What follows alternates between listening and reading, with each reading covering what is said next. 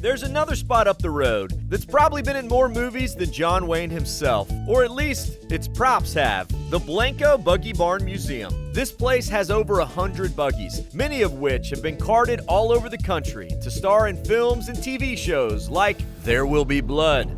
I'm Daniel Plainview, and this is my buggy, LB. Little Buggy. Abraham Lincoln Vampire Hunter. 7 years ago, our forefathers brought forth from this continent. Revolution. We have to turn the power back on. Haven't tweeted in months.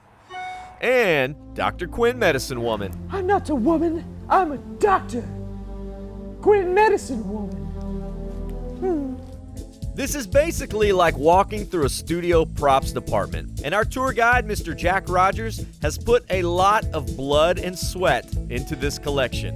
This one here is our Victoria. It was used in Gone with the Wind, Virginia City, and The Matchmaker. It still has its inventory tag on it from the studio. A54H. I don't think we have two of the same.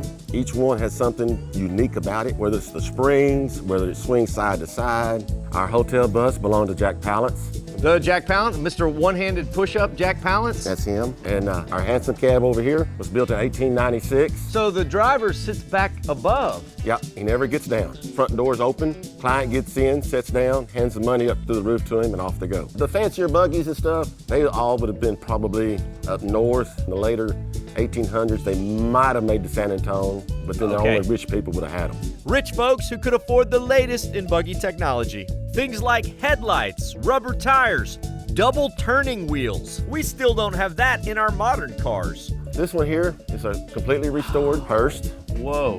It's all completely hand carved. It actually has a belly built in the bottom of it right here. That's where they would put ice to keep the smell down and keep that body a little bit cool till it goes in the ground.